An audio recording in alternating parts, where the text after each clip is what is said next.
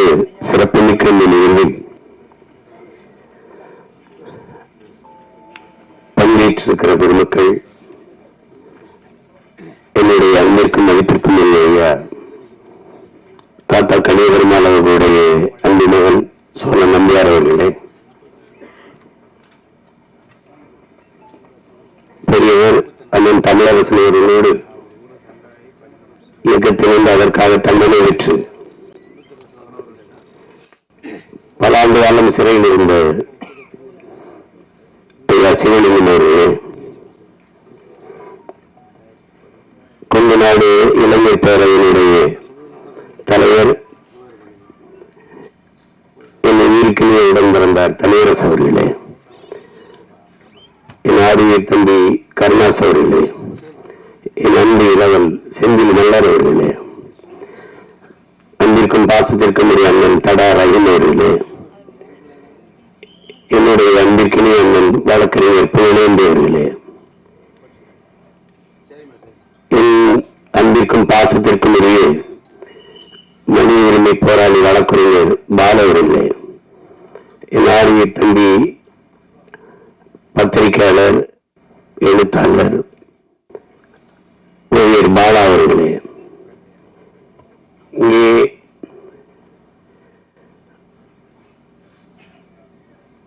எங்களினுடைய அன்பு மருமகள் கவிதா அவர்களே,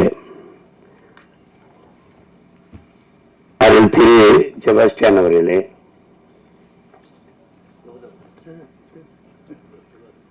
என்னுடைய அன்பு இளவல் கௌதமன் அவர்கள், இந்த நிகழ்வை ஒருங்கிணைத்தவர், என்னுடைய அப்பா வடமலை அவர்களுடைய பிள்ளைகள் என் தம்பி கௌதமனும் எழிலும், அவருடைய மூத்த மகன் நான் என்கிற உரிமையிலே இந்த நிகழ்வில் பங்கேற்பதில் பெருமையும் மகிழ்ச்சியும் அடைகிறேன். இறுதி காலத்தில் என்னோடு பேருந்து கொண்டு மகனே மகனே என்று என்னோடு எல்லா போராட்டங்களிலும் கூட்டங்களிலும் எனக்கு அருகில் ஒட்டி நின்றவர் என்னுடைய அப்பா வடமலை அவர்கள். அதை போலவே இங்கு வீட்டிருக்கிற ஐயா சிவலிங்கம் அவர்கள், இந்த நூலிலே இருக்கிற தமிழ்வாணன் அவர்கள், 6 மாத காலம் நான் சிறையில் அவர்களோடு இருந்தேன். இருவரும் எனக்கு நீண்ட அரசியல் வகுப்படுத்தார்கள். அந்த அரசியல் என்னுடைய அண்ணன் புதியவர் தமிழரசன் அவர்களுடைய அரசியல் தான். அவர் சிறையிலிருந்து வெளியே வந்தோடு எங்களோடு இணைந்து எங்களுக்கு வழிகாட்டுதல் பணியை செய்து கொண்டிருக்கிறார்.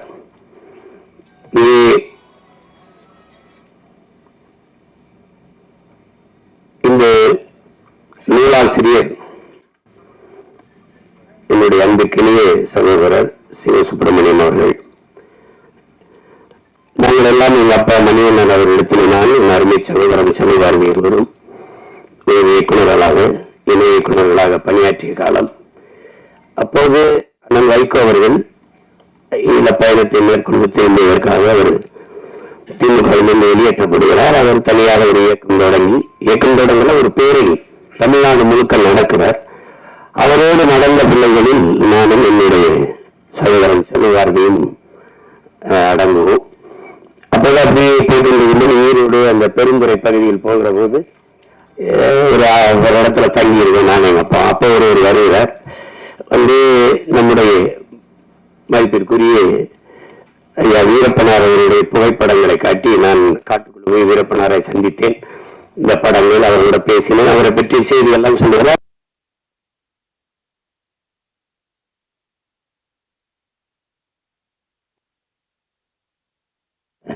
சரி பேசுவோம், அது குறித்து பேசுவோம். பிறகு பிற்காலத்தில் அது நக்கீரர்கள் தொடராக வருகிறது.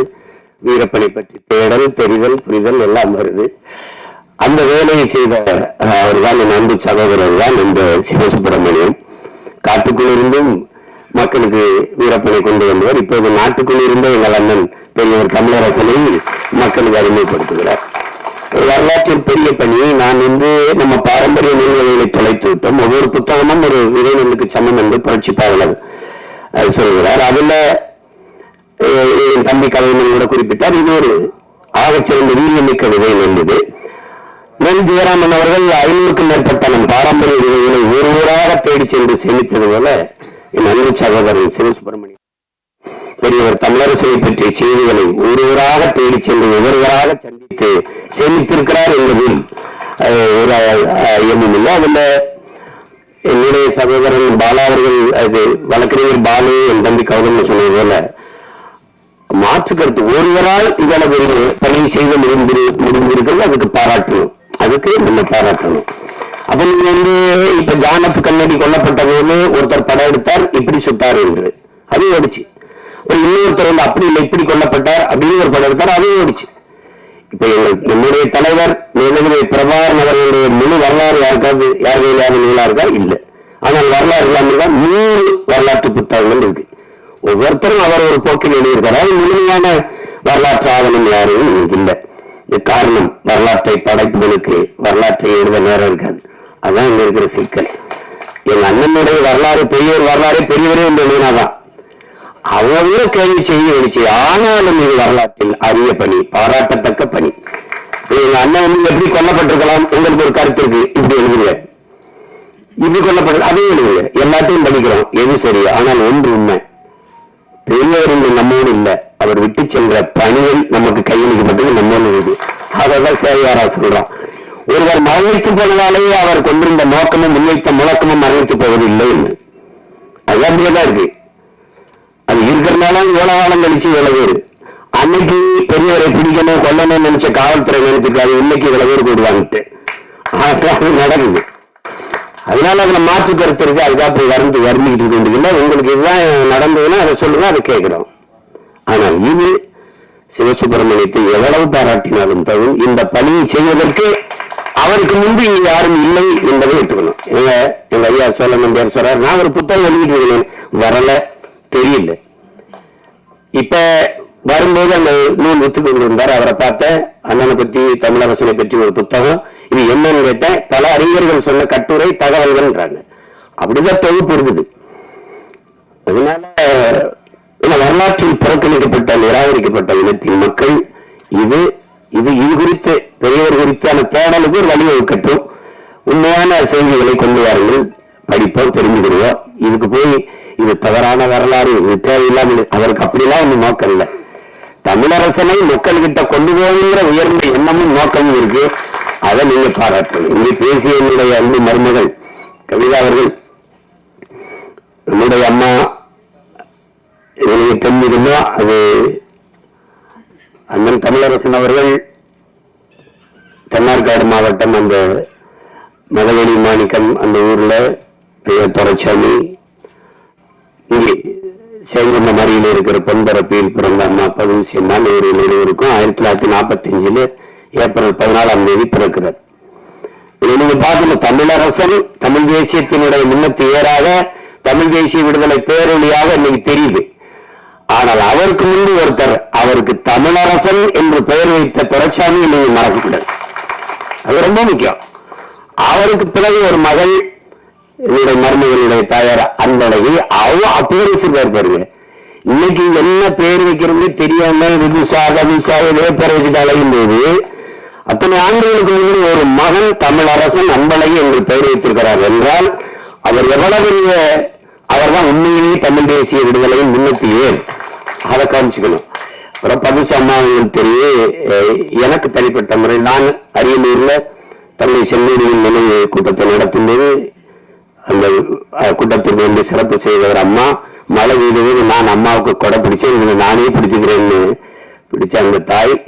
அதுல என்னுடைய மருந்துகள் சொல்றாங்க, அம்மா பத்தி தெரிஞ்சுக்கணும். பல முறை பெரியவர் சிறைப்பட்டார் என்ற போது ஒரு தடவை கடுமையாக, எப்போதும் சிறைப்பட்டா என்ன நடக்கும் தெரியும், தம்பி அடி வாங்கினா அது எங்க அப்பாவோட பல முறை அடி வாங்கியிருக்கிறா. அதுல ரொம்ப அடி. அந்த காயத்தோட அம்மா பார்க்க போகும்போது தள்ளாடி கால் வலி நடந்து வரும்போது நான் வந்து திருமணமாகி அழுகிறார்கள் அம்மா பதுசி அவர்கள். நீ வந்து பல ஆண்டு குழந்தை பிறக்காம பல கோயில்கள் வேண்டாத தெய்வங்களை கும்பிடாத சாமியில அப்படி பிறந்தவன் நீ, என் மகனை இந்த தலைமுறைந்து பெற்ற என் மகனை இப்படி காயங்களோடு இப்படி இந்த நிலையில் பார்க்கவா நான் அவ்வளவு வர வேண்டி என்னை பெற்றேன் என்று சொல்லும்போது அவர் சொன்ன பதில், அவரு பெரியவர் சொன்ன பதில், அப்படி பிறந்தவன் அப்படின்னு நீ பல வருஷம் வேண்டி வர இருந்து ஒரு மகன் பிறந்தான் என்று நினைச்சாதானே உனக்கு கஷ்டம் இருக்கும். அப்படி ஒரு மகன் பிறக்கவே இல்லை நினைச்சுட்டு போயிரு. அப்படி அந்த தாயை பதிவு அம்மாள் அவருடைய நினைவிடத்துக்கு கட்டத்தில் உங்களுக்கு உடற்கரையில ஒவ்வொருத்தருக்கும் கடற்கரையில 2 ஏக்கர்ல சமாதி இருக்கு. மருமகளுக்கு சொல்லணும், நான் அம்மாவுக்கு சமாதி கட்டுவேன், பல பேருக்கு கட்டுவேன், அதுல என் அம்மாவுக்கு கட்டுவேன். அது வேலி என்ன வேலி போடுவோம், அது இன்னும் ஒரு பெரிய பிரச்சனை இல்லை. நம்ம வேலி போடுவோம், அந்த மகிழ்ச்சி இருந்த கோட்டையே கட்டுவோம், தமிழரசனுக்கு சிலை இந்த கோயிலே கட்டுவோம். நமக்கு ஒரு காலம் வரும், இங்க இருக்கிற எல்லாரும் சேர்ந்தா அது சாதாரணமா நடக்கும். அதெல்லாம் ஒரு பெரிய இது இல்லை, அது ஒரு இது இல்லை. நீங்க கவலைப்படாம இருங்க, அதெல்லாம் உரிய நேரத்தில் உரியது நடக்கும். அப்ப தாத்தா கலிபெருமாள் கூட இடம் இல்லை, சிலை இல்லை, பிரச்சனை இருக்கு, செய்வோம். இந்த வெறி கூட்டத்துல பேசிட்டு கிளம்பி வர்ற மாதிரி இருக்கக்கூடாது. கூடி கலையும், கூடி பொழியும் மேகமா, கூடி கலையும் காகமா இல்லாம கூடி பொழியும் மேகமாக தமிழ் மாறிட்டா அப்புறம் எல்லாம் பெரும் வெள்ளமும் புயலும் தான், அது ஒண்ணும் இல்லை. ஆனால் இந்த சிவசுப்பிரமணியம் அவர்கள் இதில் எடுத்துட்டு வர செய்தி மேலோட்டமாக ஒரு கற்பனையில் இருக்கிறத ஒவ்வொருத்தரும் பெரியவரோட வாழ்ந்தவர்கள், அவர்கள் வாழ்ந்தவர்கள், இப்போது வாழ்ந்தவர்கள் இப்போது இருப்பவர்களுடைய கருத்துக்களை தான் அவர்களுடைய கருத்துக்களை பதிவு செய்திருக்கிறார். என்னுடைய அன்பு சகோதரர் பாலவர்கள் சொன்ன மாதிரி சில கருத்துக்களை தடுத்திருக்கலாம் என்று தோணும், சேர்த்திருக்கலாம் என்று தோணும். எழுதி முடித்து விட்ட பிறகு ஒரு படத்தை எடுத்துட்ட பிறகு இந்த காட்சி இப்படி வச்சிருக்கலாம் தோணும், இது இப்படி சேர்த்துக்கலாம் தோணும். முதலா ஒருத்தனுக்கு தோணுச்சு இல்ல, அது பாராட்டுக்குரியது. அதுக்கு சிவசுப்பிரமணியத்தை எவ்வளவு பாராட்டினாலும் தோணும். வரலாற்று வீரப்பன் என்றாலும் தமிழரசன் என்றாலும் சிவசுப்பிரமணியத்தை மறக்கவோ மறுக்கவோ முடியாது. அதை நீங்க கவனம் வச்சுக்கணும். இதுல பெரியவர் கௌதமன் சொன்ன மாதிரி எங்க அப்பா அவரை விட வயதில் பெரியவர்கள் எல்லாம் பெரியவர் என்று அழைத்தார்கள். எங்களுடைய நம்முடைய தலைவர் மேதகு பிரபாகரன் அவரை விட சின்னவர்கள் எல்லாம் தம்பி என்று அழைத்தார்கள். என்னை விட பெரியவர்களாம் அண்ணன் என்று அழைப்பார்கள். இது ஒரு சுவை முரண். அது ஒரு அன்பின் விகிதான சொல்றது. பெரியவர்னா அவர் என்ன பெரியது, அவர் வயசில் இல்லை, கொள்கையில் பெரியவர், கொண்ட நோக்கத்தில் பெரியவர்,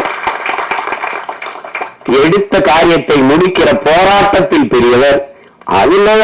அதெல்லாம் பார்க்கும்போது அவர்தான் உண்மையிலே பெரியவர்.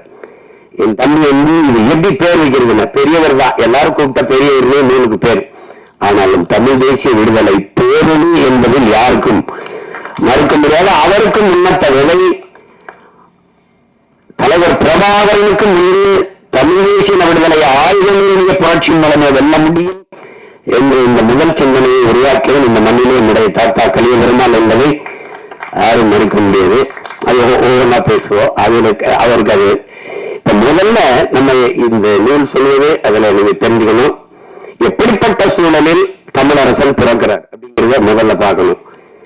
இந்த குளத்துல நீ கீழ் சாதிக்காரன் குளிக்க கூடாது, இந்த கோயில்களில் நீ வரக்கூடாது, இந்த தெருவில் நடக்கூடாது, இவ்வளவு சாதி இருக்கிறதான் நம்ம பார்த்திருக்கோம், படிச்சிருக்கோம். ஆனால் உன் நிழல் இதுல விழக்கூடாதுங்கிற இயக்கம் இருந்த காலகட்டம், அப்படிப்பட்ட சமூகம் பின்னணி.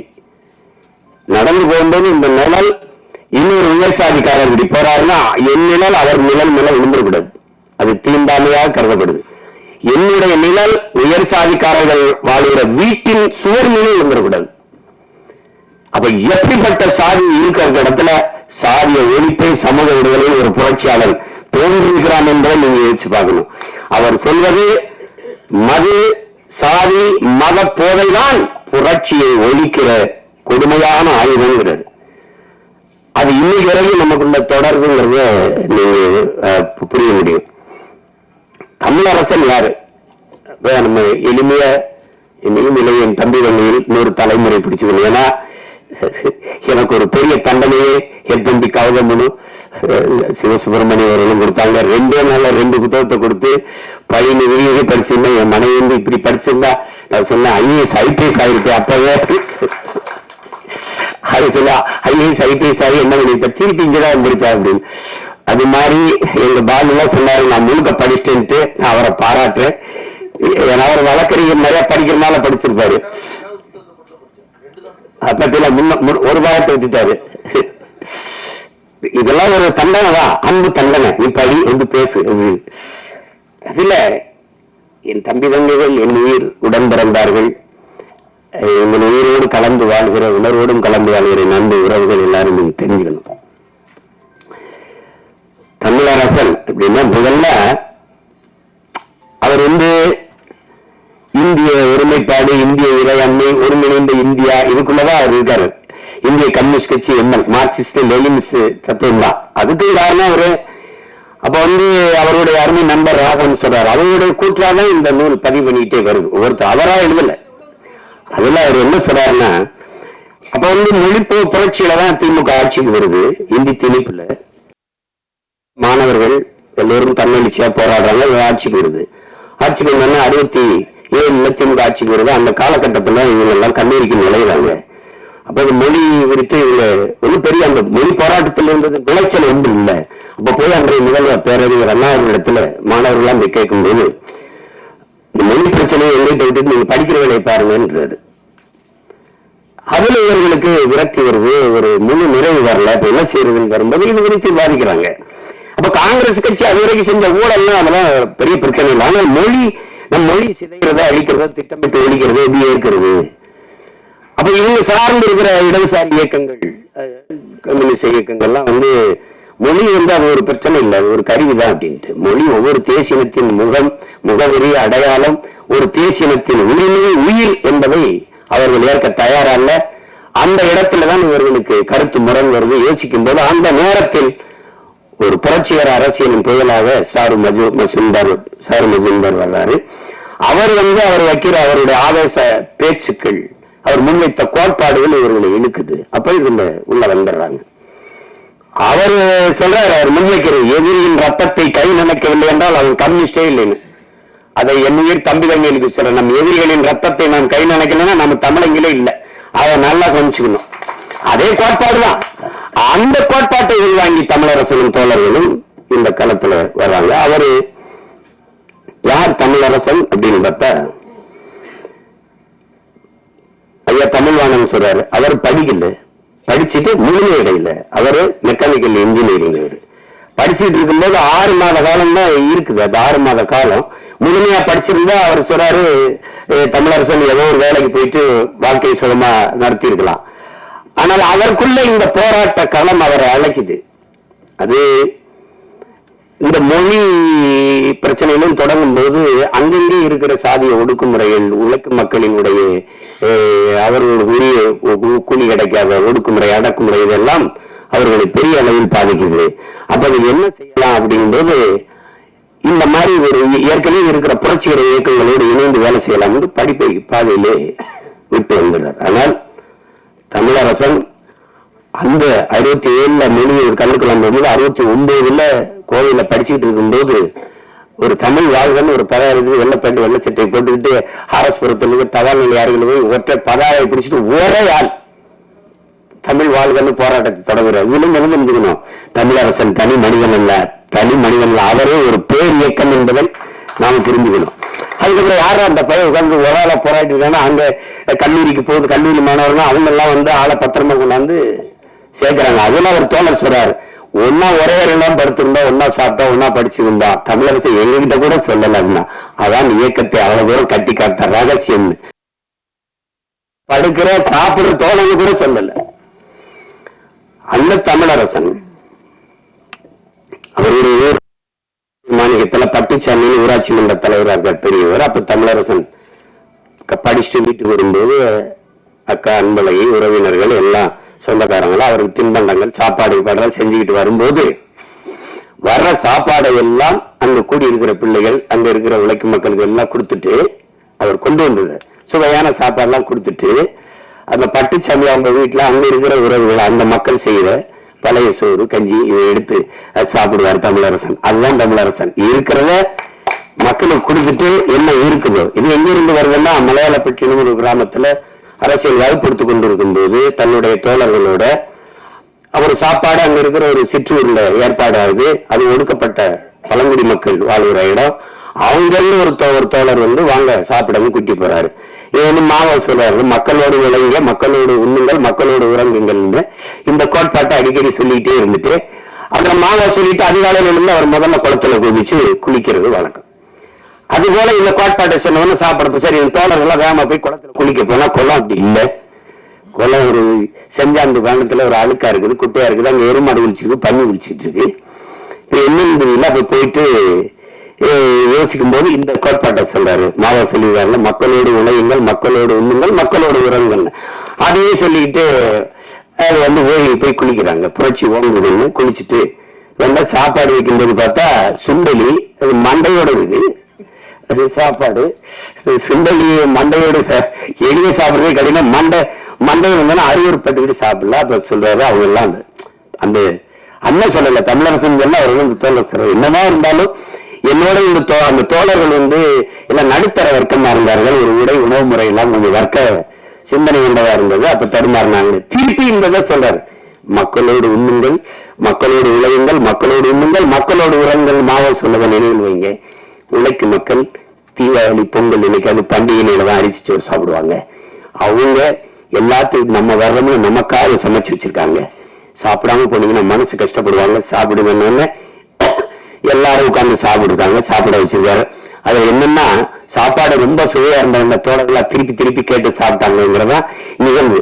இதுதான் தமிழரசன். நீங்க ஒவ்வொன்னா பார்த்துட்டு வாங்க. தமிழரசன் யாரு? தமிழரசன் எப்படின்னா கருத்த ஒரு முகத்துல ஒரு மறு, ஒரு கருத்த நிறம், கனிவான முகம், வேங்கையின் பார்வை, அது அப்படி முழுமையான படங்கள் இல்லை. இன்னைக்கு இருக்கிற அரசியல் தலைமையில 1,00,000 போட்டோ இருக்கும், போஸ்ட் கொடுத்து நம்ம வச்சிருக்கலாம். போராளிக்கு போட்டோ எடுக்க நேரம் இது. அப்ப அப்படி வர்றது. அப்ப அந்த சேங்கொண்டம் பக்கத்தில் இருக்கிற குளங்கள்ல இருக்கிற அந்த செம்மண் படிந்த தண்ணியில துவைக்கிறதுனால ஒரு அரக்காவி நிறத்துல வெயிட்டி சட்டை, அது எப்ப ஒரு துண்டு வச்சுட்டு சரியா சீப்பு வச்சுட்டா தலைவார பழக்கம் இல்லை.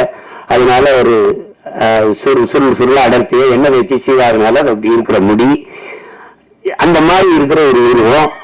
வேட்டி 4 மலை வேட்டி கிளம்பி விழுந்துடாம வியாபாரிகள் கட்டுற ஒரு பெல்ட். அதுல 3 அடுக்கு இருக்கு. ஒரு அடுக்கு சுருள் கத்தி, அந்த கத்தி ஒரு அடுக்குல கையெறி உண்டு, ஒண்ணுல காசு. இது தமிழரசன். பிறகு இந்த காலில் செருப்பு சில நேரம் ரப்பர் செருப்பு, அந்த செருப்பும் இருக்காது. நடந்து நடந்து நடந்து கால் எல்லாம் கண்டக்கால் எல்லாம் செம்மண் புழுதி வடிஞ்ச கால்கள்.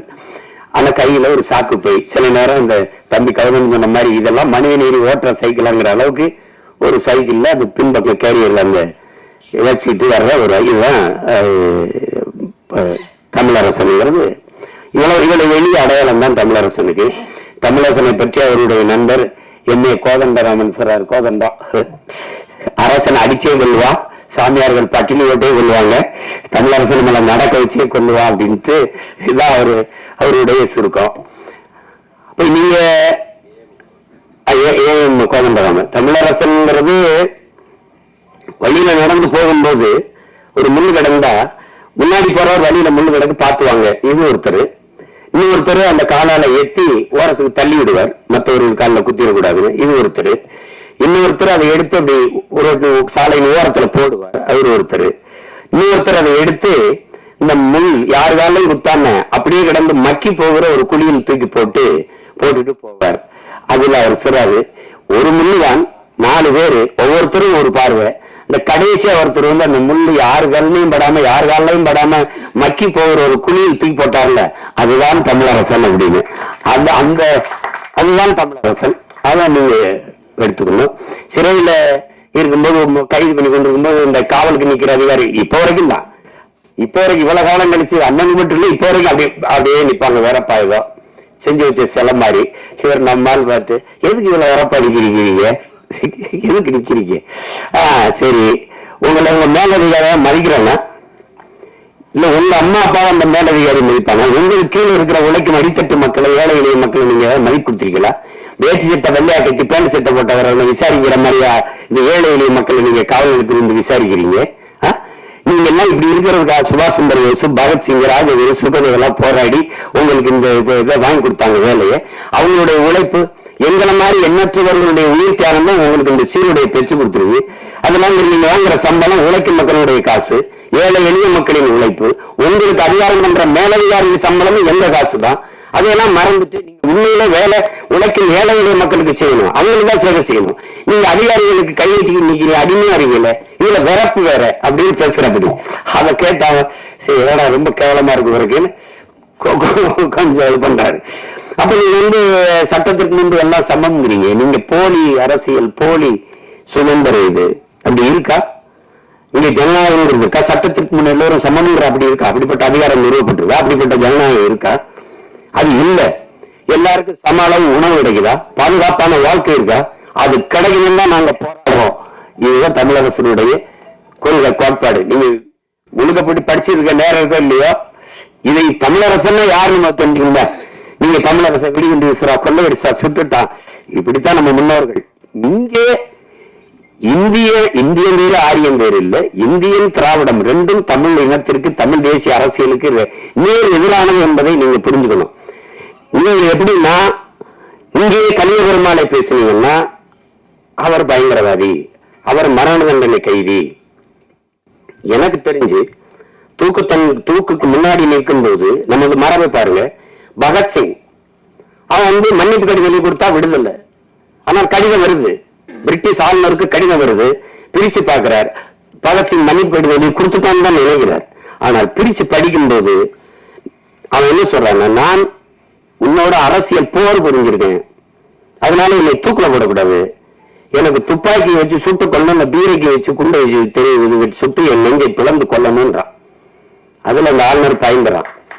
மன்னிப்பு கடிதம் எழுதி கொடுத்து மரணத்திலிருந்து தப்பிக்க அந்த வீரன் தயாரா இல்ல. அதுக்கு முன்னாடி நம்முடைய பாட்டன் தீரன் சின்னமலை மரண கைத்தை எடுத்துக்கிட்டு வாரான். வெள்ளக்கார அதிகாரி டக்குன்னு பறிச்சு கழுத்துல மாட்டிக்கிற, அப்படி கழுத்துல மாட்டிக்கிட்டு தள்ளி விடுறாரு. போட நீ எதிரிடாது, மரணத்தை கூட பரிசா தந்தாயின்னு வரலாறுல வந்துடக்கூடாது அப்படின்னு. அவனுடைய வாரிசு மருது பாண்டியது பெரியவர் இப்படி முட்டிக்கால் போட்டு எல்லாரும் முட்டிக்கால் போட்டு நிறுத்திட்டான். தூக்கில போட போறான். 7 வயசு பையன் பக்கத்துல தான். அவர் கேட்கிற, டே நான் உங்களை எடுத்து சண்டை செஞ்சேன் போடுறேன், இந்த 7 வயசு பையன் என்னடா செஞ்சா அப்படின்னு. 7 வயசு பையனு கூட பயப்படுற நீ கோழைடா, இவனை உயிரோட விட்டா கூட உனக்கு ஆபத்து நினைக்கிறல்ல அந்த வீரன். இப்படி ஒவ்வொருத்தரா பாருங்க. கடைசியா நம்ம தாத்தா கலியபெருமாள் மன்னிப்பு கடிதம் எழுதி கொடுத்தா விடுறேங்கிறான். மன்னிப்பு கேட்டு நான் மரணத்தை கடந்து வாழணுங்கிறேன்னா அப்படி நான் செத்தே போறேன்னு நிக்கிறேன். அப்படி அது தமிழன் பரம்பரை. ஏன்னா தமிழனுக்கு மரணத்தை விட மானம்தான் பெரிய என்ற அந்த அறம், அந்த வீரம், அதெல்லாம் முக்கியம். அந்த மாதிரி இதுல இந்த முன்னோர்களை பார்க்கும்போது நீங்க கலியபெருமான், தமிழரசன், வீரப்பன், பிரபாகரன் இந்த வரிசையில பாத்தீங்கன்னா எங்கெங்கு தமிழனுடைய வீரம் தலை தூக்குதோ எழும்புதோ அதை எல்லாம் பயங்கரவாதம், தீவிரவாதம், பிரிவினவாதம் என்று பழி சுமத்தி அடக்கி ஒடுக்கி அழிக்க வேண்டிய அவசியம் இந்த ஆட்சியாளர்களுக்கு. ஏன் என்றால் வீரம் தமிழர்களின் எழுச்சி குறியீடாக மாறி வீரப்பன் என்றால் கைதற்றான், பிரபாகரன் என்றால் கைதற்றான், கலியபெருமாள், தமிழரசு என்றால் இளம் தலைவர்கள் எழுச்சி கொள்கிறார்கள். இந்த எழுச்சி தடுக்கப்பட வேண்டும். ஏனென்றால் அவர்கள் எழுச்சியுற்று ஒன்றாகிவிட்டால் திராவிடம், இந்திய செல்ல காசாயிடும். அதுக்கு பயப்படலாம். வீரப்பன் எப்படி சொல்லுவான், மாயாவி, திருடன். நான் கேட்டேன், வீரப்பனே திருடா ஜெயலலிதா கருணாநிதிக்கு பேரனடா வைக்கிறது? ஒருத்தன் பதில் இல்லை. சந்தனக்கட்டை ஏற்றி வித்துட்டாரு, யானையில கொண்டு வித்துட்டாரு, வித்தன் நாட்டுல இருந்தா வாங்கினா இங்க ஒரு நடவடிக்கை இல்லை. பதில வந்துட்டா இருக்கா ஒண்ணு கிடையாது. அப்படிப்பட்ட தாத்தா கலியபெருமாள் அந்த ஒவ்வொருத்தரும் நீங்க நினைச்சு பாத்தீங்கன்னா புத்தகம் முழுக்க அரிய செய்திகள் நீங்க படிக்கணும். சாரு முஜிருந்தாருன்னா நீங்க சும்மா அப்படி சொல்லிட்டு போல அவர் எப்படி வந்தாரு, எப்படி நக்சல் பாரிகள் உருவானாங்க, எப்படி நக்சல் பாரிகள் இயக்கம் ஒடுக்கப்பட்டது, அதெல்லாம் அதுல இருக்கு. அப்ப அந்த மாதிரி தமிழரசன் இந்திய பாதை, இந்த ஒருங்கிணைந்த இந்தியா, இதுக்குள்ள உழைக்கும் மக்கள், அடித்தட்டு மக்களின் உரிமை, பாட்டாளி வர்க்கத்தின் விடுதலை, இதெல்லாம் இருக்கு. தமிழ் தேசிய விடுதலை, தமிழ் தேசியம் என்று வருவதற்கு காரணம் 1983 ஜூலை அன்னைக்கு இலங்கை ஈழத்தில் நடந்த கலவரம். அந்த நூலகத்தை எரிச்சு அவங்க எடுத்த கலவரத்துல அவரு அப்படியே போக்கு மாறி இருக்கு. எப்படி மாறுது? என் போன்ற பிள்ளைகள் என்னுடைய அன்பு உடன் பிறந்தார் பாலவர்கள் சொல்ற மாதிரி எல்லா பேரும் திராவிடத்திலிருந்து வந்திருந்தான். எங்க கோஷ்டி முழுக்க. நீ இல்லையா? இவங்க கம்யூனிஸ்ட், எங்க அப்பா கம்யூனிஸ்ட். நீ இல்லையா? எல்லாம் நாங்க பேசாத பெரியாரா அண்ணாவா 15 ஆண்டுக்கு பல பேர் எல்லாம் போச்சு. கடைசியா எங்க அண்ணனை போய் பார்த்தவன்னா ஓஹோ நம்ம வேற அது போல இனச்சாவு எப்படி எங்களை போன்ற பிள்ளைகளை திசை திருப்பிச்சோ அப்படி அண்ணன் தமிழரசனை ஈழ படுகொலை, அந்த கலவரம் அந்த 1983 ஜூலை படுகொலை மாத்திருது. அப்போது தாத்தா கலியபெருமாள் அவர்கள் அதற்கு முன்பே தனித்தமிழ் ஈழம் தவிர அந்த மக்களுக்கு தீர்வில்லை என்கிற முடிவுக்கு வந்துடுறாரு. பின்னாடி அண்ணன் வந்து சேர்ந்துடுறாரு. இப்ப நீ வரலாற்று பாலத்துல வெடிகுண்டு வச்சது அண்ணன் தமிழரசன் தாத்தா கலியபெருமாளுக்கு தெரியாம எதுவும் செய்யல. அவர் சொன்னது பத்திரமா கவனமா செய்யுங்க, மக்களுக்கு பாதிப்பு வந்துடக்கூடாது. அதுதான் அவரு. நீங்க வச்சுக்கிறீங்க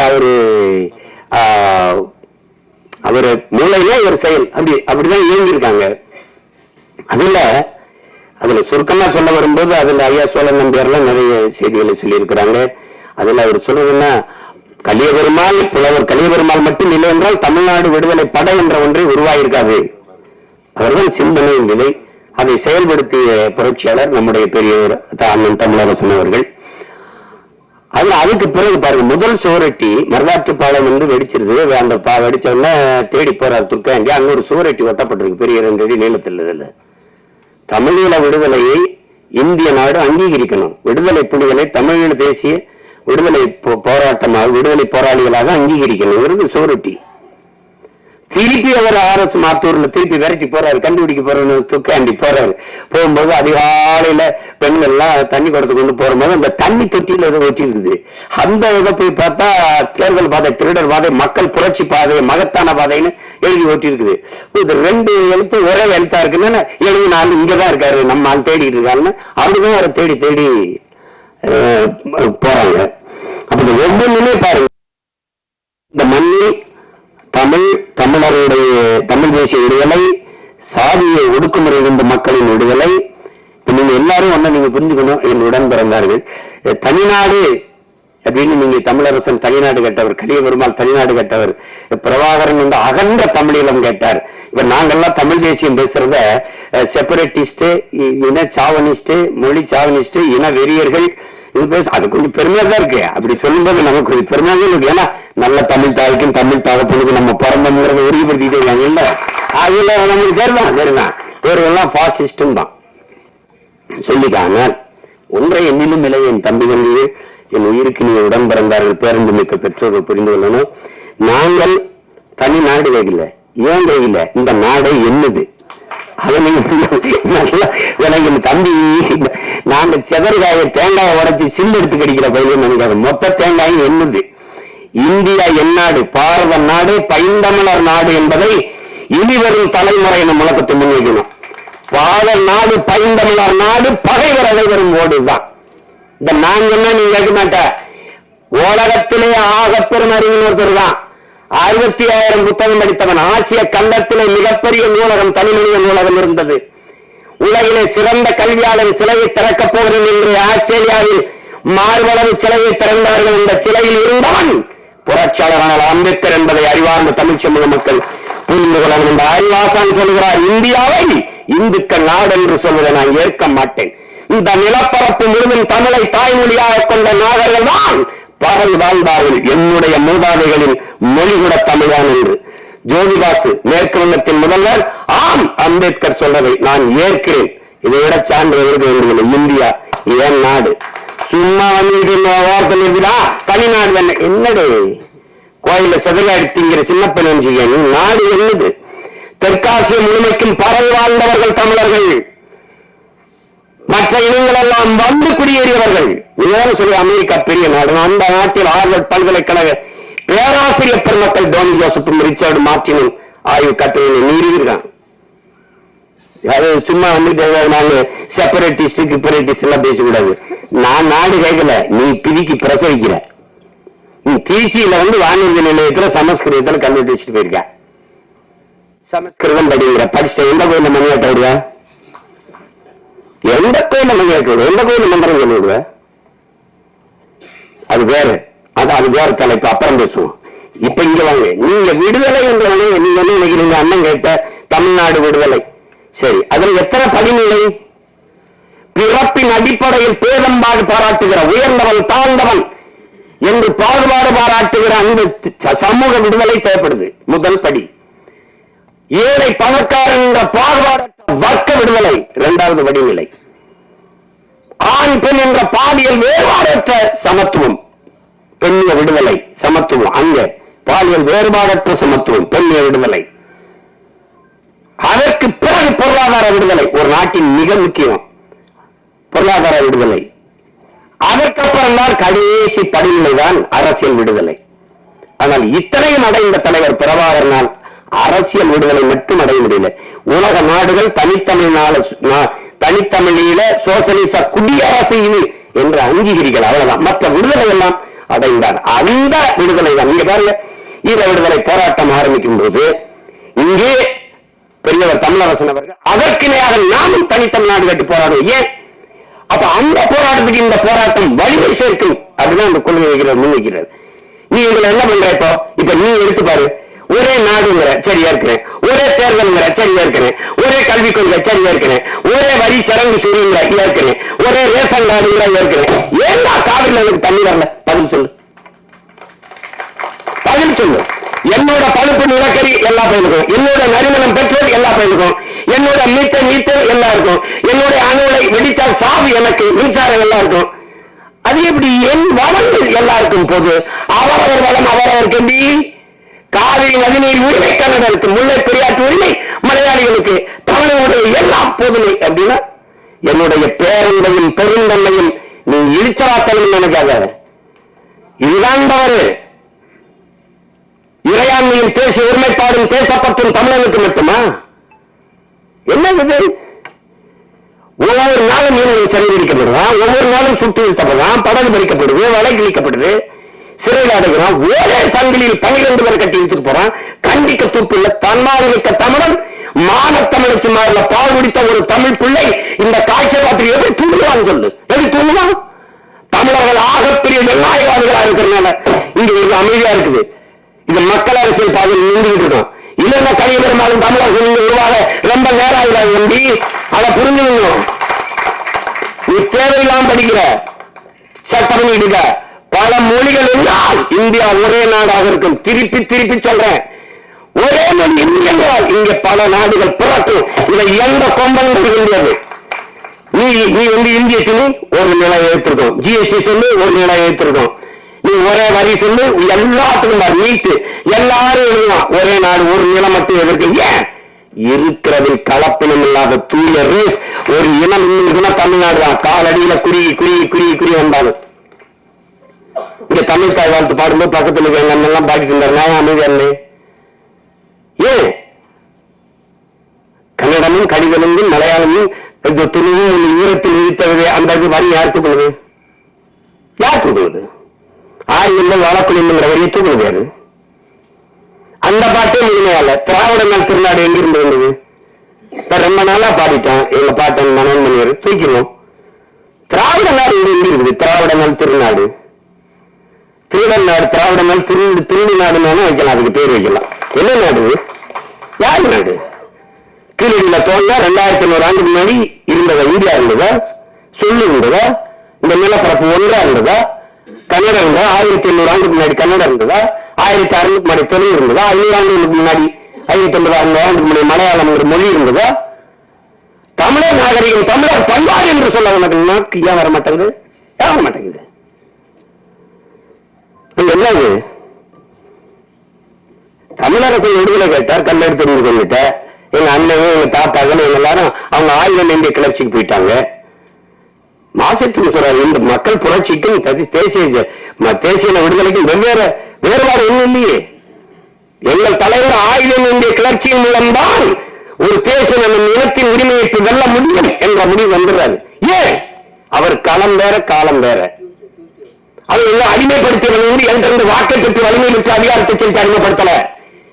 அவன் வலிமை மிக்க ராணுவத்தை வைத்து இன மக்களை அழித்து ஒழித்து அடிமைப்படுத்தினான். இந்த ஜனநாயகம் இந்தி இலங்கை ஒரு ஜனநாயகவாடு என்று பேசுகிற எவராவது எங்கள் கேள்விக்கு பதில் சொல்லியது உண்டா? இந்திய நாட்டிலே மலையாளி இடம்பெற முடியும், தமிழர் இடம்பெற முடியும், கன்னடர் இடம்பெற முடியும். ஜிகேர் ரெஜிமெண்ட், ஜிகேர் படை என்ற தனி படைப்பிரிவு இருக்கு. ஆனால் இளைஞர் ராணுவத்தில் தமிழர்கள் இடம்பெற முடியுமா? இந்த கேள்விக்கு பதில் இருக்கா? இருக்கா? இல்ல. விழுக்காட்டு அடிப்படையில் அவன் 70, நாங்க 30, 60, நாங்க 40 அப்படி இடம்பெற்றிருந்தால் தனியே விடுதலை புலிகள் என்ற ஒரு மக்கள் ராணுவம் உருவாயிருக்க வேண்டிய தேவை வந்திருக்காது. அப்ப என்ன ஆயிடுச்சு? அவன் முழுக்க முழுக்க ஆலயத்தை வைத்து நீ உரிமை என்றால் எப்படி கேட்ட? துப்பாக்கியை கொண்டு தொண்டை குளிக்கல செலுத்தினா உயிர் வேணுமா உரிமை வேணுமான்னு கேட்டா நீ என்ன சொல்லுவ? உயிர் தான் சொல்லுவேன். அப்படி அடைக்க ஊடுக்குனா துப்பாக்கி மூலைகளில் அக்கா தங்கச்சி வன்புணர்வு செய்து கொலை செய்தான். அப்பாவை அம்மாவை மரத்தில் கட்டி வச்சுட்டு வன்புணர்வு செஞ்சு தாய்க்கு முன்னாடி தந்தைக்கு முன்னாடி செஞ்சு உயிர் உறுப்புக்குள்ள துப்பாக்கி செலுத்த வெடிக்க வச்சு சதச்சான். எல்லாத்தையும் பார்த்துட்டு நீ பொறுமையா அப்ப ஒரு முடிவு எடுக்குது. எப்படி கலிபெருமாள், எப்படி தமிழரசனும் அந்த வழியில ஒரு வீரன் வர்றான். அவன் தான் பிரபாகர். என்ன முடிவுகிறான்? எந்த ஆயுதத்தை வைத்து நம்ம மக்களை அழித்து ஒழிக்க துடிக்கிற சிங்களம் அதே ஆயுதத்தை எடுத்து தற்காப்பதை தர வழி இல்லை. ஆயுதம் ஏந்திய 4 பயங்கரவாதிகள் என்றால் அந்த ஆயுதத்தை பிரசவித்த தாய் சிங்கள அரச பயங்கரவாதம். பதிலாட்டது மறுப்பு உண்டா? இல்ல. அது ஜனநாயக நாடுங்கிறது. தமிழர்களின் பூர்வீக நிலத்தில் அண்டி உண்டி வாழ வந்த நீ அதை 2ஆம் தர குடிமக்களாக்கிய மொழியை தூக்கி தள்ளி அதேதான் அங்கேயும் நடக்குது. திராவிடம் ஒன்று தமிழ் பயிற்று மொழி என்று இந்த தாய்மொழி கல்வி என்று கொண்டு வந்தவர் பேரறிஞர் தான். யாருடைய தாய்மொழி? யாருடைய தாய்மொழி? இன்னைக்கு இந்தியன் 10வது தேர்விலே அவரவர் தாய்மொழியில் தேர்வு எழுதலாம் என்று போய் நீதிமன்றத்தில் போய் வழக்காடி உரிமை பெற்று வந்து தேர்ந்தெடுக்கிறார்கள் இவர்கள். நிகழ்ச்சி முடிஞ்சு தெருவ போகும்போது இருபக்கம் பாருங்க, தமிழகத்தின் தமிழ் தெருவில் தமிழ் கண்டார். உட்கார வரக்கூடாது, அது பேசக்கூடாது, அதே போயிரு அப்படின்னா எப்படி? எப்படி கொடுமை இதெல்லாம் கொடுமை. அதுல அவர் நின்ன காலம் வேற. அவன் ஆயுதத்தை எடுத்து அழித்து வைக்கிறான். அதை ஆயுதம் தூக்குறா. அதான் எதிரி எந்த மொழியில் பேசுகிறானோ அதே மொழியில் பேசினா தான் எதிரிக்கு புரியும். நீ என்ன ஆயுதம் எடுக்க வேண்டும் என்பதை எப்போதும் எதிர்காலம் தீர்மானிக்கிறான். மாவோடைய கோட்பாடு எடுத்தான். மரம் அமைதியாகத்தான் இருக்க நினைக்குது, ஆனா காற்றை இப்படி இருக்க விடுவதில்லை. நாங்க அமைதியாத்தான் இருக்க நினைக்கிறோம், ஆனா நீ விடுவதில்லை. 400 டிஎம்சி வந்த நேரத்தில் காவிரியில் இருந்து தண்ணி இருக்காம இருக்குது. ஏன் இருக்குது? என்னுடைய படிப்பு இருக்கிற எடுத்து என்ன ஆட்டம் போடுவ? என்னுடைய தாத்தா ஜம்பலிங்கம் முன்னார் சொந்த 500 ஏக்கர் கொடுத்தான் ஜம்பலிங்கம் இல்லையா? அவனுக்கு செலவைக்கு சொல்லி போறான்னு வச்ச கீழே இந்திரி எழுதிட்டு போயிருக்க. எந்த அதிகாரம் இருந்தானே அதன் நொடியில உடச்சு கீழே எழுதினா மறுபடி கட்டி தமிழ் எழுதிக்கிறது எவ்வளவு ஆயிரும். இப்படிதான் என் மருமகன் வந்து பாட்டிக்கு வந்து இது வைக்கணும், மாமாவுக்கு செலவு வைக்கணும் கொண்டு விடுவேன். இதுக்காவது நம்ம வெள்ளம் அந்த நாட்டுல, இதுக்காவது நம்ம வெள்ளம் என்ன என்ன என்ன பாருங்க. அப்ப எல்லாம் தமிழனுடைய வெள்ளம் பொது. உலக மொழிகளின் தொன்மத்தை தமிழிலிருந்து அறியலாம். நம்ம சொன்னதுதான் பிரதமர் பேசுறார். உலக மொழிகளில் இந்தியாவின் தொன்ம மொழி தமிழ். இந்திய மொழிகளின் தொன்மத்தை தமிழில் அறியலாம். உலகின் முதல் மொழி தமிழ். எல்லாம் சொல்றீங்க. ஆனால் புதிதாக கட்டிய பாராளுமன்ற கட்டடத்தில் இந்தி, சமஸ்கிருதம், இங்கிலீஷிலே கல்வெட்டு இருக்கு. ஏன் எல்லாரும் தமிழ் மொழியில் ஒரு கல்வெட்டு இல்ல? இந்த 40-39 உறுப்பினர் கொண்டு பல்லாமொழி ஆடுறீங்களா? இதே கேட்டு பெற முடியல.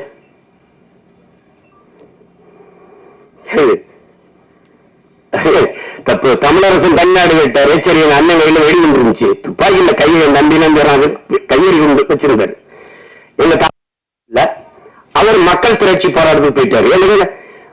நம்ம தாத்தா முத்துராமலிங்க ஒரு கல்யாண மண்டபம், நம்ம கட்சி வேற, நம்ம கொள்கையாளர் வேற, திருமணம். அந்த திருமணத்துல போய் அப்ப நான் சினிமா எடுத்துக்கு அப்பப்ப பெரியாரையும் மார்க்சி அம்பேத்கர் கூட்டங்களை போய் பேசுறதா.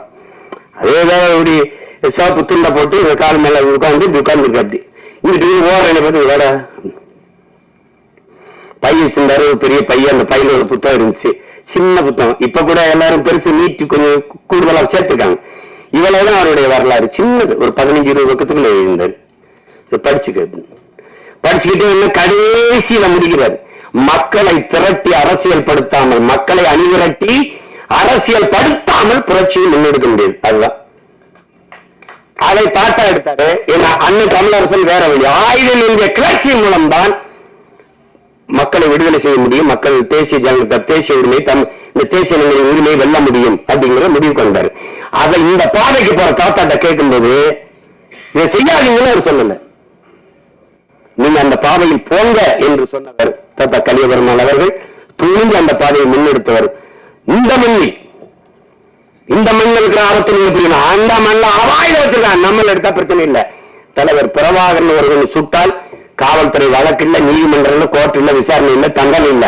ஆனால் இங்க ஒருத்தனை நம்ம சுட்டால் கொலை செய்தால் அது வழக்கு. எனவே இது மக்களாட்சி, அதான் இந்த ராணுவ அடக்குமுறை. இங்க வென்றாங்க அப்படி இல்லை. இங்க என்ன பண்றாங்க? நம்மளுடைய வாக்கை வாங்கி நம்மளுடைய அரசியல் அதிகாரத்தை பெற்று நம்மள மேல இருந்து நம்ம உரிமையை பறிகொடுத்துட்டு நம்மளை அடக்கி ஒடுக்கி அச்சுறுத்தி தமிழ் பேசு உன்னை திட்டுவான், உரிமையில பேசு திட்டுவான். இதைத்தான் என்ன சொல்றாரு நம்ம தாத்தா முத்துராமலிங்கர் என்ன சொல்றாரு?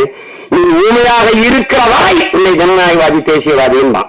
உண்மை என்று வாய் திறந்தா உன்னை தேச துறையின்றாண்டா. இதுதான் கதை. இப்ப நீங்க பேசு உன்னை முடிச்சிருவான். அப்ப என்ன முடிவு பெற வேண்டியது இருக்குது?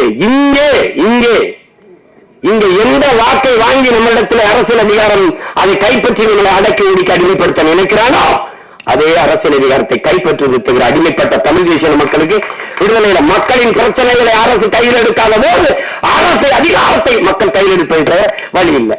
இதுதான் கலியபெருமாள் பாதை, இதுதான் தமிழரசு பாதை. இது நீங்க போட்டு இந்த முழு புத்தகத்தை இவ்வளவு பிடிச்சிருக்கு எப்படி படிக்கிறதா? இதுதான் கோட்பாடுகளை தான். இவ்வளவு எளிமை. தமிழ் அரசன் என்பது தமிழ் தேசிய உரிமை, விடுதலை, மீட்சி. இவ்வளவுதான். தமிழ் மீட்சியே தமிழர் எழுச்சி. தாத்தா தேவனையப்பாவாங்க. இந்த கோட்பாடுகளின் சுருக்கம் தமிழ் அரசன். அதை வச்சுட்டு அடிச்சணும். இப்ப நாம செய்ய வேண்டியது, தூக்க வேண்டியது தலைவர் பிரபாகரனை போல துவக்கல்ல, அண்ணன் தமிழரசன் பெரியவர் தமிழரசனை போல துவக்கல்ல, தாத்தா கலியபெருமாளை போல துவக்கல்ல. எந்த வாக்கை பெற்று நம்மளை அடிமைப்படுத்தினார்களோ அதே வாக்கை தூக்க வேண்டும் என்று தன்மானமிக்க தமிழ் பிள்ளைகள் கிளர்ந்து எல்லாமே. இவ்வளவுதான்.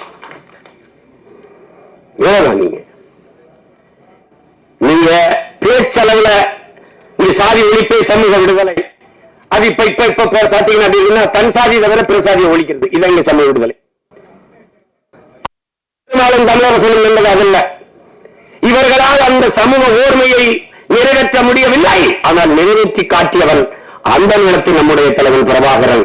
நீங்க உயர் சாதிக்காரன் சுடுகாட்டின் வழியே தாழ்ந்த ஆதி தமிழ் குடிமகனுடைய உடலை சுடுகாட்டில் இங்கே நீ பிரிகேடியராரு சாதாரண வீரனாரு எவனா இருந்தாலும் ஒரு விடுதலை புலி மறவன் மாவீரர் துயிரும் இல்லத்தில் ஓர்ணப்படுத்திருந்தான். அதுதான் பிரபாகரனுடைய சாதனை. இந்த அந்த நிலத்தில் நிறைவேற்றி காட்டிய புரட்சியாளர் தலைவர் பிரபாகரன். நீ இந்த கோட்டுக்குள்ள நாட்டுக்குள்ள வெளியில எதனாவது ஆனால் என்னுடைய இயக்கத்துக்குள்ள வந்தால் தமிழனாயிருங்கிறதா அவருடைய கோட்பாடு. அதை நிறைவேற்ற இந்த நிலத்தில் போராடிய புரட்சியாளர்கள் தாத்தா கலியபெருமாளும் பெரியவர் தமிழரசனும் என்பதை தம்பி தம்பிகள் மறந்து விடக்கூடாது. இப்போ அவங்க ரெண்டு பேரும் இல்ல, ஆனால் முன்வைத்த கோட்பாடும் கொள்கைகளும் நமக்கு கையளிக்கப்பட்டிருக்கிறது என்பதை நீ மறந்து கடந்து போயிட முடியாது. சிறந்து அழிந்து கொண்டிருக்க தமிழ் தேசிய மக்கள் பாதுகாப்பாக வாழ்வதற்கு போராடித்தாக வேண்டும் என்ற நிலைக்கு தள்ளப்பட்டு விட்டார்கள்.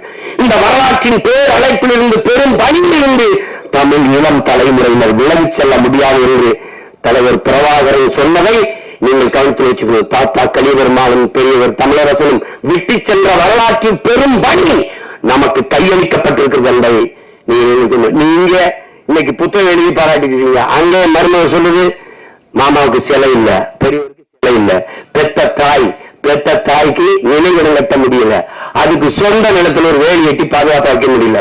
இப்ப தெரிஞ்சுக்கணும் எவ்வளவு கீழான அடிமையார்கள். எத்தனை கோடியில ஒவ்வொருத்தரும் கடற்கரை சமாதி எங்கெங்க இது. இதுல பத்தாக்குறைக்கு பேனா வேற வைக்கிறேன். இதெல்லாம் வந்து கொடுமைது. கார் ரேஸ் கொழுப்படுத்து கார் ரேஸ் விட்டா வெளிநாட்டு முதலாளிகள் அப்படி வந்துடும். நீங்க எதுக்கு அமெரிக்கா வர இங்க கார் ஓட்டிட்டு இருக்க வேண்டியதானே? அங்க 900 கோடிக்கு வெளிநாட்டு முதலீட்டாளர்களை கவர்ந்து 900 கோடிக்கு கையெழுத்து. அவர் கட்சியிலே இருக்கிற ஒரு பெருமகனார் முன்னாள் அமைச்சர் இந்நாள் பாராளுமன்ற உறுப்பினர் 908 கோடிக்கு பெனால்டி தண்டம். சுந்தரி அரந்தரி நிரந்தரின்னு வாடிட்டு 908 கோடி தண்டம். ஏப்பா அந்த காசு அவன் வந்துட்டு போகுது, இந்த காசை வச்சு தொழில தொடங்குப்பா. எங்கெல்லாம் ஒரு முதலாளி கார் ரேசிங் ஓட்டுற யாரு அவன் யாரே தெரியாது. சைக்கிள் பத்த வச்சா கூட என் பிள்ளைய ஓட்டும். நீ கொளுத்த பணத்தில் ஒரு பதவி திமிரல. நீ கார் ஓட்டு, தரையில கப்பலை கூட ஓட்டு. ஆனா இந்த ஆட்டு எத்தனை நாளைக்கு தம்பி, இங்க பாரு தம்பி, உலகத்துல மிகப்பெரிய ராஜ்யங்கள்லாம் சரிஞ்சு இருந்திருக்கு, கோட்டையே இருந்திருக்கு, குப்பமேடு, ஒரு காத்து இல்ல, எங்க பறந்து எங்க போகணும் தெரியாது. இதெல்லாம் அங்க ஆயிரக்கணக்கான குடிசை இருக்கு, ஆயிரக்கணக்கான குடிசை இருக்கு. ஆப்போசிட்ல அதுக்கு எழுத்த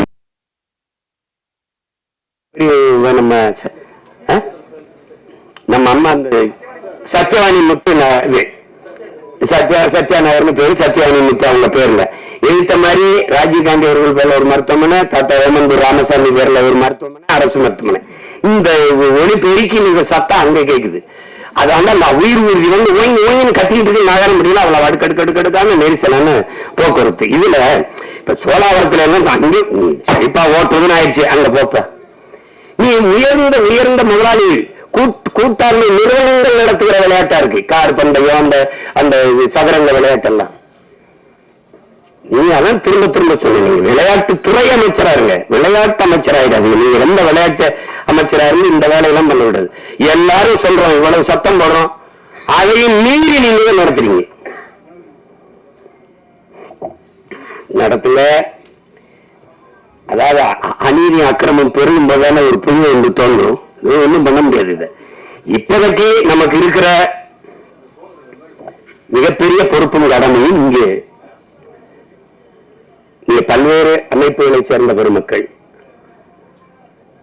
நாம் ஒரு கால் பிள்ளைகளா பிறந்தோம், ஒரு சின்ன வீட்டுல வாழ்ந்தோம், குழந்தைகளா இருக்கும்போது பெரியவங்களாலும் படிச்சோம், அண்ணனுக்கு திருமணம், இந்த குடும்பத்துக்குள்ள நெரிசலா இருக்கு, தனி ஒரு வீடு, அக்காவை கட்டி கொடுத்தோம், அவர் தனி வீடு, தங்கச்சியை கட்டி கொடுத்தோம், தனி வீடு, நம்ம ஒரு திருமணம் பண்ணிக்கிட்டோம், தனி வீடு, இப்படி தனித்தனி வீடுகளா வசதியாக வாழ்வதற்காக வீடு கட்டி குடியேறிட்டாலும் தாத்தாவின் மரணம் எல்லாரும் கூடுவோம், அண்ணன் மகளின் திருமணம் எல்லாரும் கூடுவோம், தங்கச்சி பொண்ணுக்கு காது குத்து எல்லாரும் கூடுவோம்.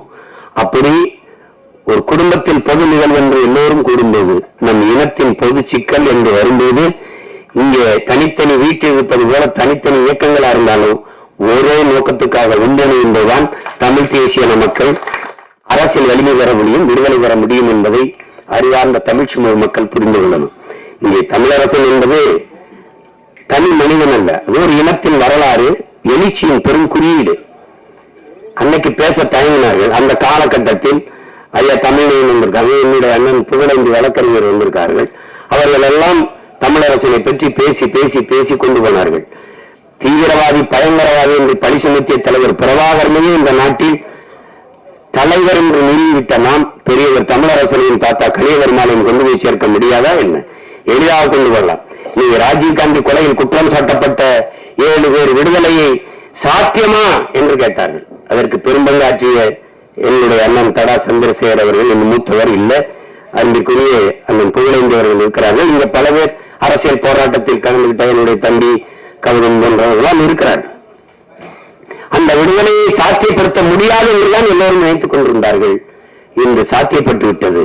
அதுபோல தமிழ் தேசியமெல்லாம் வெல்லுமா, இதெல்லாம் சாத்தியமா என்று எது ஒன்றும் சாத்தியத்தில் இன்று பிறப்பதில்லை. உடன் பிறந்தவர்களே தேவையில் தான் பிறக்கிறது.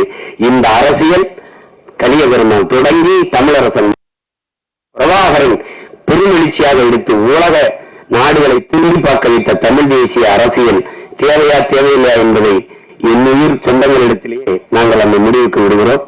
இங்கே தமிழ் தேசியம் தான் நீங்க ரொம்ப குழப்பிக்கிறாங்க. இந்த நாடு தமிழ்நாடு, தேசம் தமிழ் தேசம்.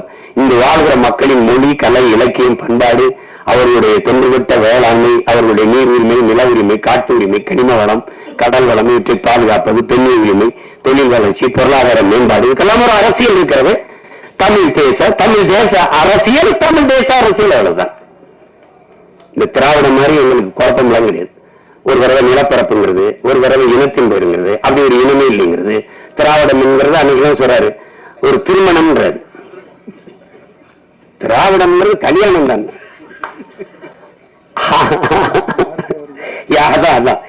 அது மாதிரி நிறைய இதுல இந்த நூலின் சிறப்பு என்பது வெளியிலிருந்து நீங்கள் மக்கள் வெகுவாக செவிவெளி செய்தியா தமிழரசன் என்ற ஒரு போராளியை, ஒரு புரட்சியாளரை இளைய தலைமுறை பிள்ளைகள் இன்று பெரும்பாலான தமிழ் மக்கள் புரிந்து கொண்டதை இது மாற்றம். நீங்க நினைக்கிற தமிழரசன் இல்ல, ஆகப்பெரிய நீங்க புரட்சி எங்க இருந்து வருது, போராடணும் எங்க இருந்து வருது, மானுட நேயத்திலிருந்து தான் பிறகுது. அதான் அததான் செய்வாரா சொல்றான். அவர்கள் பசியோடு இருந்தார்கள், நான் உணவளித்தேன் என்னை மனிதாபிமானி என்றார்கள். ஏன் இவர்களுக்கு உணவு கிடைக்கவில்லை என்று கேட்டேன், என்னை கம்யூனிஸ்ட் என்றார்கள். இதுதான் தமிழரசன் பசிக்கு உணவு அளித்தவராகவும் ஏன் இவர்களுக்கு உணவு கிடைக்கவில்லை என்று கேட்ட கம்யூனிஸ்டாகவும் இருக்கிறது. இதுதான் இங்க இருக்கிறது. இதை நீங்க நல்லா விளங்கணும். எப்பவுமே ஒன்று, தலைவர் என்பவன் மக்களை மக்களுக்காக போராடுகிறவன் தலைவனா இருப்பான். மக்களுக்காக போராடுகிறவன். புரட்சியாளன் மக்களை போராட தயார் செய்கிறவனா இருப்பான். ஆனால் கலியபெருமானும் தமிழரசனும் இங்கே தலைவர் பிரபாகரனும் ஒரே நேரத்தில் தலைவராகவும் புரட்சியாளராகவும் இருந்தார்கள். நான் போராடுவதோடு அல்லாது வகுப்பெடுத்து உரிமை என்றால் என்ன? உரிமை உயிரினும் மேலானது. இது எங்கிருந்து தொடங்குது? அடிமை வாழ்வினும் உரிமை சாவை மேலானது. முன்னவர்கள் சரணடைந்து வாழ்வது சண்டையிட்டு சாவது. தலைவர் பிரபாகரன் சொல்றாரு, தமிழரசன் கலியபெருமான் பேர கேட்டால் நமக்கு வர வேண்டியது. சாக பயந்தவன் தரித்திரமாகிறான், சாக துணிந்தவனே சரித்திரமாகிறான். இன்னைக்கு கலியபெருமானும் தமிழரசனும் வீரப்பனும் தமிழின மக்களிடத்தில் வரலாறாக மாறியிருப்பதற்கு காரணம் சாக துணிஞ்சதுதான். ஏன்னா நீ எப்படியும் சாக போற, அதுக்கு எதுக்கு பயப்படுவ? அததான் ஐயா அப்துல் கலாம் வேற வடிவத்தில் சொல்றார், உன் பிறப்பு சாதாரணமா இருக்கலாம், இறப்பு சரித்திரமா இருக்கணும். அப்ப அப்படி தன் பிறப்பை அர்த்தமுள்ளதாக மாற்றி, வாழ்க்கையை அர்த்தமுள்ளதாக மாற்றி, வாழ்வின் முடிவை சரித்திரமாக மாற்றிய புரட்சியாளர் பெரியவர் தமிழரசன் என்பதை இந்த நூலை படித்து முடிக்கும் போது உங்களுக்கு தெரியும். அந்த முடிவு நீங்க ஆண்டனி குயின் எடுத்த உமர் முக்தார் பார்த்திருப்பீங்க.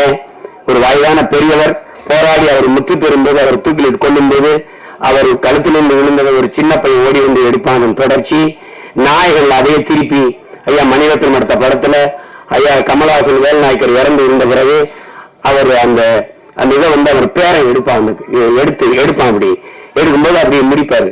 அது மாதிரி புரட்சியாளர் பெரியவர் தமிழரசன் இல்லைனாலும் அவர் இறந்த இனத்தில் பிறந்த நம் தமிழரசன் இருக்கிறான். அதே மாதிரி கருத்த முகம் உருவம் அந்த என்ன சொல்றது அதே மாதிரி இருக்கான், அப்படியே இருக்கான். அதனால இது முடிவுற்றது என்று எண்ணிடாதீர்கள் உடன் பிறந்தவர்களே. வெட்டிய மரத்தின் வேரில் இருந்து தழித்து முளைக்கும் அந்த செடி போல தமிழ் பேரினம் விழுந்து விழுந்து எழும்.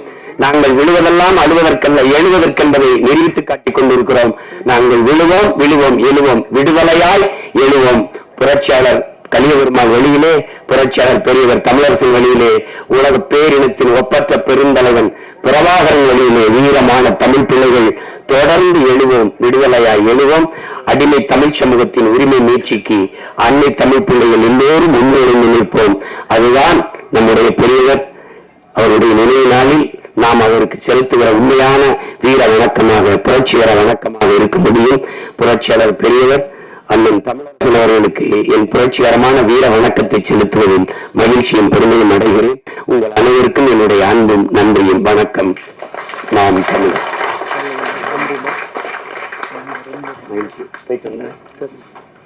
வைக்கலாமா? போயிட்டு வர வைக்கலாமா? நல்லா தொகுத்து வழங்குறீங்க, பாராட்டுக்கள் உங்களுக்கு. அது சொல்லிடுறேன். என் அன்பிற்கினிய உறவுகள் அனைவரும் இதை கவனிக்கணும். நான் நெற்கட்டை செயலுக்கு, பாட்டனார் போலி செயலுக்கு மரியாதை செய்யறதுக்கு போறதுனால போறேன், ஏன்னா கடைசி வரை இருப்பேன். ஆனால் நீங்க இந்த இடத்துல கலந்து செல்வது என்பது நம்முடைய பெரியவர் அண்ணன் தமிழரசனுக்கு செய்கிற மரியாதையா இருக்காது. இன்னும் அரை மணி நேரம் 1 மணி நேரம் அமைதியாக இருந்து நிகழ்வின் இறுதி வரை நீங்க இருப்பதால் உண்மையிலேயே நீங்க அந்த ஒப்பற்ற புரட்சியாளனை போற்றி அவருக்கு செலுத்துகிற வணக்கமாக இருக்கும். அமைதியாக அமருங்கள். இதைவிட நீங்கள் அவருக்கு செய்கிற வீர வணக்கம், மரியாதை எதுவுமா இருக்க முடியாது. இருங்கள். புத்தகம் வாங்கி படியுங்கள். அனைவரும் புத்தகம் வாங்கி படியுங்கள். தயவு செய்து வாங்கி படிங்க. படிக்கிற வழக்கத்தை தமிழ் சமூகம் வளர்த்துக்கணும். சுவாசிப்பது போல வாசிப்பதை பழக்கமாக்கி கொள்ளுங்கள். அவ்வளவுதானே? எப்படி இருக்கீங்க? மறுபடியும் சந்திக்கிறேன். தனிச்சு போயிட்டு வரலாம். நமக்கு மட்டும்தான் ஒன்னால தாண்டா எல்லாம்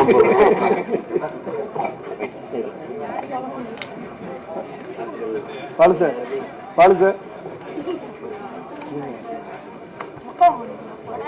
உடனே சார்